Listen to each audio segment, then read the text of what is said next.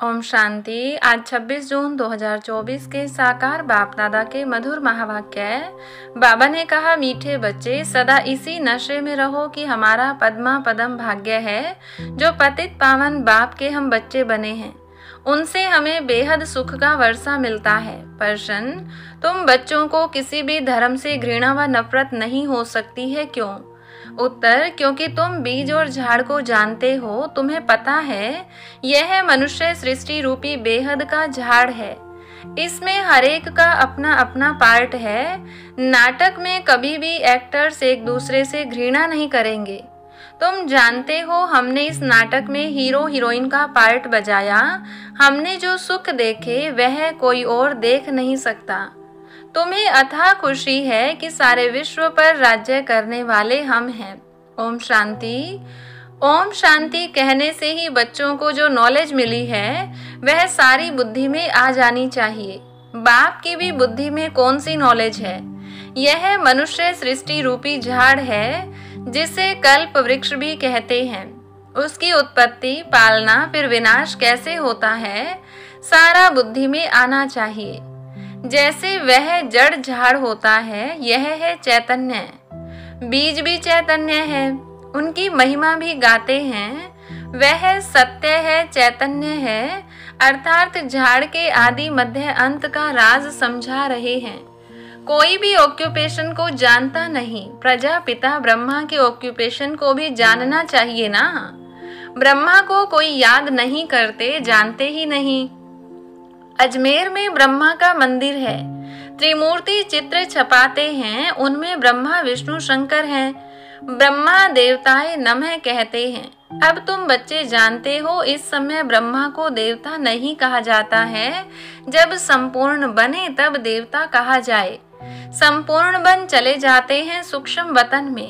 बाबा कहते हैं, तुम्हारे बाप का नाम क्या है? किससे पूछते हैं? आत्मा से। आत्मा कहती है, हमारा बाबा। जिसको मालूम नहीं है कि किसने कहा, वह तो प्रश्न पूछ न सके। अब बच्चे समझ तो गए हैं, बरोबर दो बाप सबके हैं। ज्ञान तो एक ही बाप देते हैं। अभी तुम बच्चे समझते होंगे यह शिव बाबा का रथ है। बाबा इस रथ द्वारा हमको ज्ञान सुनाते हैं। एक तो यह है जिस्मानी ब्रह्मा बाप का रथ, फिर दूसरा फिर रूहानी बाप का यह रथ है। उस रूहानी बाप की महिमा है सुख का सागर, शांति का सागर।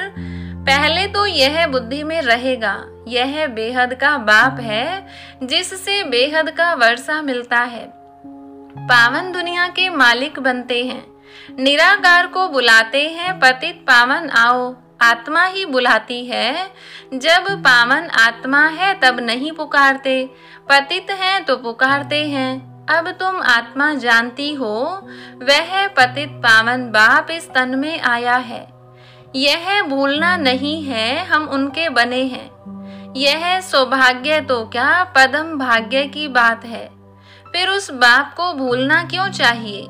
इस समय बाप आए हैं, यह नई बात है। शिव जयंती भी हर वर्ष मनाई जाती है, तो जरूर वह एक बार ही आते हैं। लक्ष्मी नारायण सतयुग में थे, इस समय नहीं हैं, तो समझाना चाहिए उन्होंने पुनर्जन्म लिया होगा। 16 कला से 12-14 कला में आए होंगे। यह तुम्हारे बिना कोई नहीं जानते।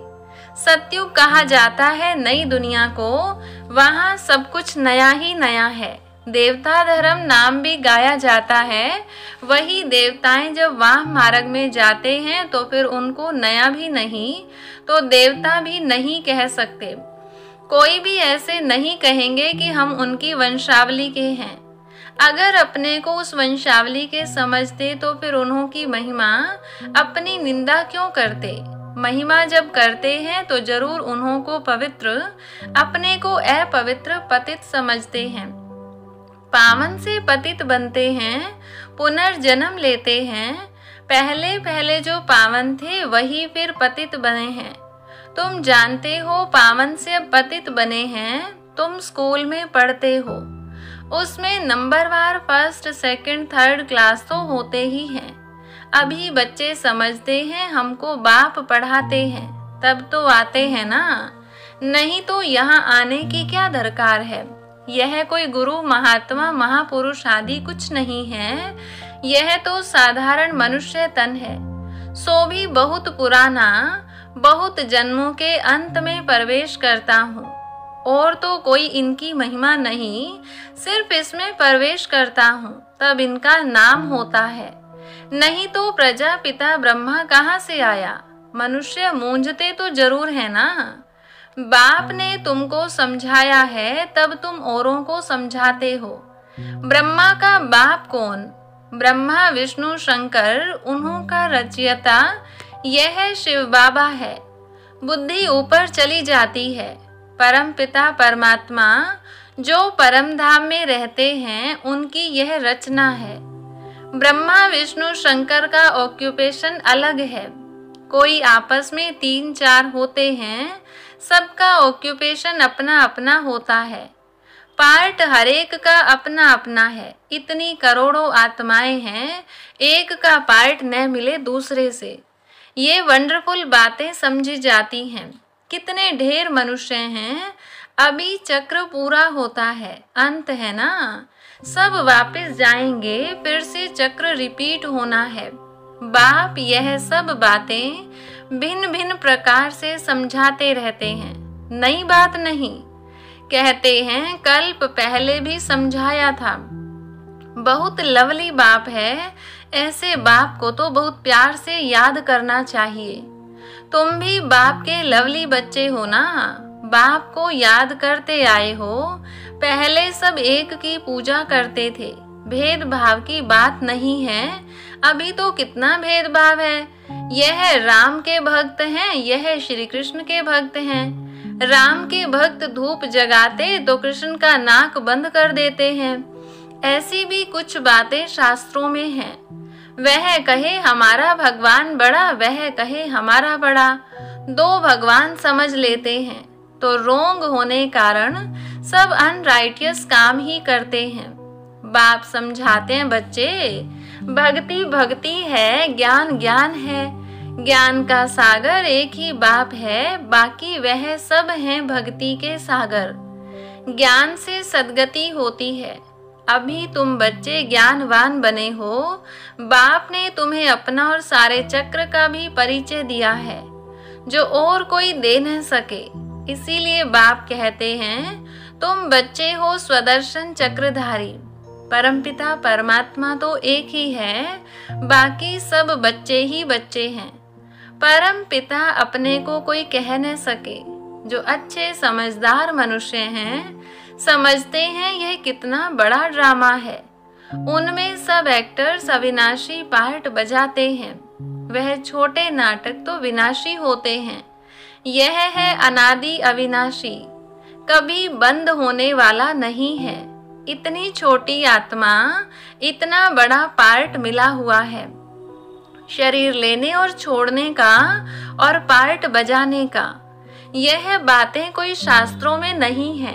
अगर इसको किसी गुरु ने सुनाया होता तो उनके और भी फॉलोअर्स होते ना। सिर्फ एक फॉलोअर क्या काम का। फॉलोअर तो वह जो पूरा फॉलो करे। इनकी ड्रेस आदि तो वह है नहीं, कौन कहेंगे शिष्य है। यह तो बाप बैठ पढ़ाते हैं, बाप को ही फॉलो करना है। जैसे बारात होती है ना, शिव की भी बारात कहते हैं। बाबा कहते हैं यह हमारी बारात है। तुम सब भक्तियां हो, मैं हूँ भगवान। तुम सब सजनियां हो, बाबा आया है तुमको श्रृंगार कर ले जाने। कितनी खुशी होनी चाहिए। अब तुम सृष्टि के आदि मध्य अंत को जानते हो। तुम बाप को याद करते करते पवित्र बन जाते हो तो पवित्र राजाई मिलती है। बाप समझाते हैं मैं आता ही हूँ अंत में। मुझे बुलाते ही है पावन दुनिया की स्थापना और पतित दुनिया का विनाश कराने आओ। इसीलिए महाकाल भी कहते हैं। महाकाल का भी मंदिर होता है। काल के मंदिर तो देखते हैं ना। शिव को काल कहेंगे ना। बुलाते हैं कि आकर पावन बनाओ। आत्माओं को ले जाते हैं। बेहद का बाप कितनी ढेर आत्माओं को लेने लिए आए हैं। काल काल महाकाल सब आत्माओं को पवित्र गुलगुल बनाकर ले जाते हैं। गुलगुल बन जाएं तो फिर बाप भी ले चलेंगे गोद में। अगर पवित्र नहीं बनेंगे तो सजाएं खानी पड़ेंगी। फर्क तो रहता है ना। पाप रह जाते हैं तो फिर सजा खानी पड़े, पद भी ऐसा मिलता है। इसलिए बाप समझाते हैं, मीठे बच्चों बहुत बहुत मीठा बनो। श्री कृष्ण सबको मीठा लगता है ना। कितना प्रेम से श्री कृष्ण को झुलाते हैं। ध्यान में श्री कृष्ण को छोटा देख झट गोद में उठाकर प्यार करते हैं। वैकुंठ में चले जाते हैं। वहां श्री कृष्ण को चैतन्य रूप में देखते हैं। अभी तुम बच्चे जानते हो सचमुच वैकुंठ आ रहा है। हम भविष्य में यह बनेंगे। श्री कृष्ण पर कलंक लगाते हैं, वह सब रोंग हैं। तुम बच्चों को पहले नशा चढ़ना चाहिए। शुरू में बहुत साक्षात्कार हुए थे, फिर पिछाड़ी में बहुत होंगे। ज्ञान कितना रमणीक है, कितनी खुशी रहती है। भक्ति में तो कुछ भी खुशी नहीं रहती। भक्ति वालों को यह थोड़ी मालूम रहता है कि ज्ञान में कितना सुख है, भेंट कर न सके। तुम बच्चों को पहले यह नशा चढ़ना चाहिए। यह ज्ञान सिवाय बाप के कोई भी ऋषि मुनि आदि दे नहीं सकते। लौकिक गुरु तो किसको भी मुक्ति जीवन मुक्ति का रास्ता बता नहीं सकते। तुम समझते हो कोई भी मनुष्य गुरु हो नहीं सकता जो कहे, हे आत्माओं बच्चों मैं तुमको समझाता हूँ। बाप को तो बच्चे बच्चे कहने की प्रैक्टिस है। जानते हैं यह हमारी रचना है। यह बाप भी कहते हैं, मैं सबका रचयिता हूँ, तुम सब भाई भाई हो। उनको पार्ट मिला है, कैसे मिला है वह बैठ समझाते हैं। आत्मा में ही सारा पार्ट भरा हुआ है। जो भी मनुष्य आते हैं 84 जन्मों में कभी एक जैसे फीचर्स मिल न सके। थोड़ी थोड़ी चेंज होती जरूर है। तत्व भी सतो रजो तमो होते जाते हैं। हर जन्म के फीचर्स एक न मिले दूसरे से। यह भी समझने की बातें हैं। बाप रोज समझाते रहते हैं, मीठे बच्चे बाप में कभी संशय नहीं लाओ। संशय और निश्चय 2 अक्षर है ना। बाप माना बाप, इसमें संशय तो हो न सके। बच्चा कह न सके कि मैं बाप को याद कर नहीं सकता हूँ। तुम घड़ी घड़ी कहते हो योग नहीं लगता। योग अक्षर ठीक नहीं है। तुम तो राज ऋषि हो। ऋषि अक्षर पवित्रता का है। तुम राज ऋषि हो तो जरूर पवित्र होंगे। थोड़ी बात में फेल होने से फिर राजाई मिल न सके। प्रजा में चले जाते हैं, कितना घाटा पड़ जाता है। नंबरवार पद होते हैं ना। एक का पद न मिले दूसरे से। यह बेहद का बना बनाया ड्रामा है। सिवाय बाप के कोई समझा न सके तो तुम बच्चों को कितनी खुशी होती है। जैसे बाप की बुद्धि में सारा ज्ञान है, वैसे तुम्हारी बुद्धि में भी है। बीज और झाड़ को समझना है। मनुष्य सृष्टि का झाड़ है, इनके साथ बनियन ट्री का मिसाल बिल्कुल एक्यूरेट है। बुद्धि भी कहती है हमारा आदि सनातन देवी देवता धर्म का जो धुर था वह प्राय लोप हो गया है। बाकी सब धर्मों की टाल टालियां आदि खड़ी हैं। ड्रामानुसार यह सब होना ही है, इसमें घृणा नहीं आती। नाटक में एक्टर्स को कभी घृणा आएगी क्या? बाप कहते हैं तुम पतित बन गए हो, फिर पावन बनना है। तुम जितना सुख देखते हो उतना और कोई नहीं देखते। तुम हीरो हीरोइन हो, विश्व पर राज्य पाने वाले हो, तो अथाह खुशी होनी चाहिए ना। भगवान पढ़ाते हैं, कितना रेगुलर पढ़ना चाहिए, इतनी खुशी होनी चाहिए। बेहद का बाप हमें पढ़ाते हैं। राजयोग भी बाप ही सिखलाते हैं। कोई शरीरधारी तो सिखला न सके। बाप ने आत्माओं को सिखलाया है। आत्मा ही धारण करती है। बाप एक बार ही आते हैं पार्ट बजाने। आत्मा ही पार्ट बजाकर एक शरीर छोड़ दूसरा लेती है।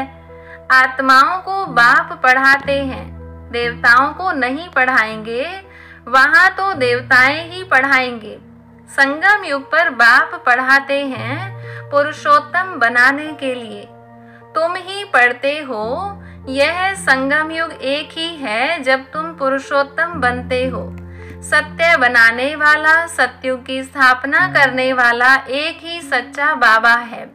अच्छा, मीठे मीठे सिकिलधे बच्चों प्रति माता पिता बाप दादा का याद प्यार और गुड मॉर्निंग। रूहानी बाप की रूहानी बच्चों को नमस्ते। रूहानी बच्चों की रूहानी बाप दादा को नमस्ते। धारणा के लिए मुख्य सार। पहली पॉइंट, संगम युग पर डायरेक्ट भगवान से पढ़ाई पढ़कर ज्ञानवान आस्तिक बनना और बनाना है। कभी भी बाप व पढ़ाई में संशय नहीं लाना है। दूसरी पॉइंट, बाप समान लवली बनना है। भगवान हमारा श्रृंगार कर रहे हैं, इस खुशी में रहना है। किसी भी एक्टर से घृणा व नफरत नहीं करनी है। हर एक का इस ड्रामा में एक्यूरेट पार्ट है। वरदान, सेवाओं की प्रवृत्ति में रहते बीच बीच में एकांतवासी बनने वाले अंतर्मुखी भव। साइलेंस की शक्ति का प्रयोग करने के लिए अंतर्मुखी और एकांतवासी बनने की आवश्यकता है। कई बच्चे कहते हैं अंतर्मुखी स्थिति का अनुभव करने व एकांतवासी बनने के लिए समय ही नहीं मिलता, क्योंकि सेवा की प्रवृत्ति, वाणी के शक्ति की प्रवृत्ति बहुत बढ़ गई है। इसलिए इसके लिए इकट्ठा आधा घंटा व 1 घंटा निकालने के बजाय बीच बीच में थोड़ा समय भी निकालो तो शक्तिशाली स्थिति बन जाएगी। स्लोगन, ब्राह्मण जीवन में युद्ध करने के बजाय मौज मनाओ तो मुश्किल भी सहज हो जाएगा। अच्छा, ओम शांति।